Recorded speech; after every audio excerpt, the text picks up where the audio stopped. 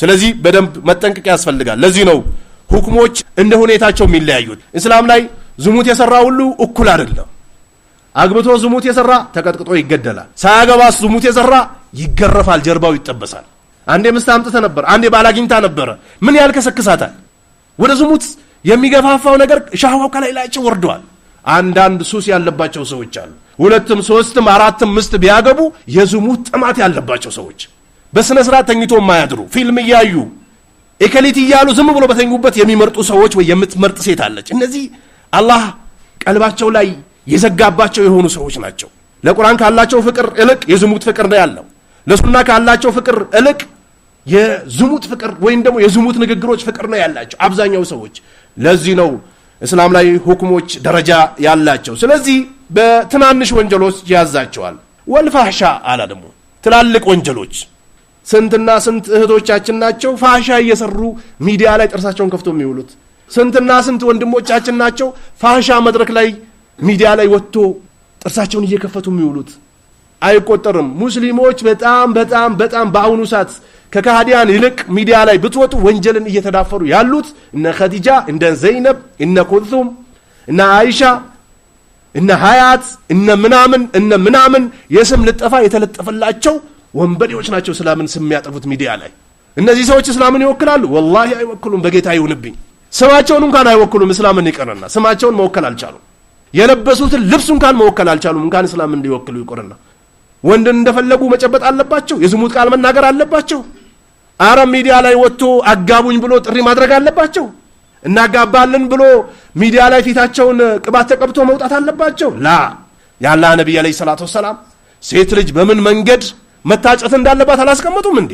አግብታ የፈታች ሴት ባህሪ ምን እንደሆነ፣ ያላገባች ሴት ባህሪ ምን እንደሆነ ያላህ ነብይ አልተናገሩም እንዴ? በሚዲያ ነው እንዴ ሴት የሚፈለገው? በሚዲያ ነው እንዴ ባል የሚፈለገው?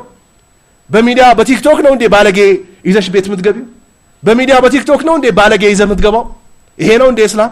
ነብዩ አለይሂ ሰላቱ ወሰላም ፈዝፈር ቢዛቲ ዲን አሉ። ዲን ያላትን ያዝ ወይ ያዢ።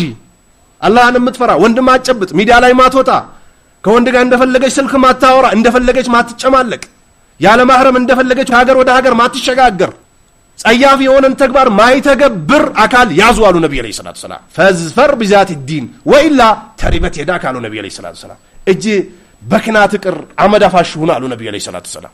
ዲን ያላትን መርጠህ በቤተሰብ በወላጅ ዘመድ መርጠህ አምጣ ወይ ወርጠሽ አምጪ የተባሉ ሙስሊሞች ከካህዲያን ይልቅ ሚዲያውን ቢዚ ያደረጉት እንጋባለን እያሉ አይደል እንዴ? አንዳንድ ኡስታዞች ደግሞ ተቀብሎ ዘውጁና ብለዋል ሴቶቹ እያሉ ወቶ ሚዲያ ላይ የሚሰጡ ኡስታዞች እነዚህ ሰነፎች ናቸው። ኡስታዞች አይደሉም። እስላምን አይወክሉም፣ ሙስሊሞችን አይወክሉም። የነብዩን ህግና ደንብ ጥሰዋል። የቁርአኑን ህግና ደንብ ጥሰዋል። ሴቶችን እያሸፈቱ ነው፣ ወንዶችን እያሸፈቱ ነው። ማይተዋወቁ ጅቦች እንዲባሉ እያደረጓቸው ነው። አማ ትዳር በወንድም በእህት በእናት በዘመድ አዝማድ በኩል ነው እንጂ ዝም ብሎ ሚዲያ ላይ ዝም ብላ ጋጠወጥ የሆነችን ሴት ይዘህ ትገባለህ እንዴ? ከገባ ሙሲባው ሁሉ ይገባብሃል፣ አይቀርልህም። ነገ ትነዳታለህ። ጮጋራህ፣ ጉበት፣ ኩላሊት ይፈነዳል። በራስህ በሰራኸው ስራ ወይ ይፈነዳል ያንቺን በራስሽ በሰራሽው ስራ። አላህና ነብዩ ተጥሶ የሚፈለግ ትዳር በረካ አይሆንም፣ በረካም አይሆን። ይሄ ዱዓ አይደረግለትም። ሚዲያ ላይ የወጡ እህቶቻችን በተለይ ወደ ሰለፊያ ወደ መንሃጅ የሚጠጉ ሰዎች ወላሂ ነውር ነው፣ ወላሂ አይብ ነው። ሴት ልጅ የተከበረች ነች። አባት አስቀርቶ አስተምሮ ውበቷን ጠብቆ ገላዋን ጠብቆ ክብሯን ጠብቆ ለባል ነው የሚያስረክበው። ስትጠይቅም በክብር ይደጠይቀ ነው የምታገኛት እንጂ በየቲክቶኩ ማታ 9 ሰዓትና 10 ሰዓት ወረድኩልሽ ወጣውልሽ ልፈነዳ ነው እያልክ ይዛት የመጣ ሴት አትጠቅምም፣ አይጠቅምሽም ላንቺ። ይሄ አይሆንማ፣ ነብዩ የከለከሉት ነው። ሸሪዓ ተቃርኖ ሐዲስን ተቃርኖ እነዚህ አሁን እናጋባለን የሚሉ ሴቶች ምናምን እነሱ ተዋቸው። በአቂዳ ብትሄዱ፣ በመንሃጅ ብትሄዱ፣ በስሉክ ብትሄዱ፣ በተግባር ብትሄዱ የወረዱ ማከውኒ ግን እዛ ቁልፍ ውስጥ መጥቶ የሚገቡ እህትና ወንድሞች ተጠንቀቁ፣ አላህን ፍሩ። ጋብቻን በምታቁት ኡስታዝ በኩል፣ በምታቁት አባት በኩል፣ በምታቁት እናት በኩል፣ በምታቋት እህት በኩል፣ በምታቁት ወንድም በኩል ፈልጉ፣ ከሚዲያ እንዳትፈልጉ። ምን አውሬ እንደሆነ በምን ታውቃለህ? ስንትና ስንት አውሬዎች አሉ የእስላምን ስም የተሸከሙ ይበላቸዋል ሴቶችን። ስንትና ስንት አውሬ ሴቶች አሉ በእስላም ስም ይበሏቸዋል ወንዶችን።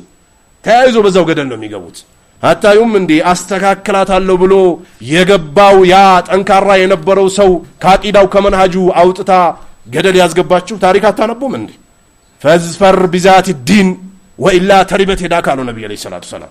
ሴት ልጅ ለአራት ነገር ነው የምትፈልገው፣ ሀብቱንም መልኩንም ዘሩንም ተኦ ዲን ያላት ነው ያዛሉ ነብዩ አለይሂ ሰላቱ። እሱ ነው የሚያዋጣው። ለይል ተነስተ ስትሰግድ ለአላህ ተደፍታ ወደ መሬት ስጁድ ወርዳ ስታያት ደስ ይላል ወይ? የወለደቻቸውን ልጆች ቁርአን ስታስቀራ ዝክር ስታስብል ወደ መስጊድ ይዛ ስትሄድ ቁርአን ስታስቀራ ስታሐፍዛቸው ስታይ ደስ ይላል። ብትኖርም ብትሞትም ልጆቹ ወደ ቤተ ክርስቲያን አይገቡብህም። ብትኖርም ብትሞትም ልጆቹ ወደ ቲክቶክ አይወጡብህም። ብትኖርም ብትሞትም ልጆቹ ወደ ወለድ ቤት አይሄዱብህም። ትጠብቃለች። ወኢማ ዱሪዋን ካመጣ ብትጠብቃትም ዘበኛም ብትቀጥር አችላትም። 3-4 ዘበኛ መከላከያ ብታስቀምጥ አችላትም። በሰከንድ አበላሽታ ተበላሽታ ትመጣለች። ጥንቃቄ አድርግ። ስለዚህ በፋህሻ በዝሙት ወይ ጸያያፍ በትላልቅ ወንጀሎችም ያዛል፣ ሸይጣን ያዛል። ይሄ የታወቀ ነው። ሰው ዝሙት ስራ ተብሎ ታዞ ነው እንደ ዝሙት ላይ የሚጨማለቀው? ታዛ ነው እንደ ዝሙት ላይ የምትጨማለቀው? ታዞ ነው እንደ አጅነብይ የሚጨብጠው? ታዛ ነው እንደ አጅነብይ የምትጨብጠው?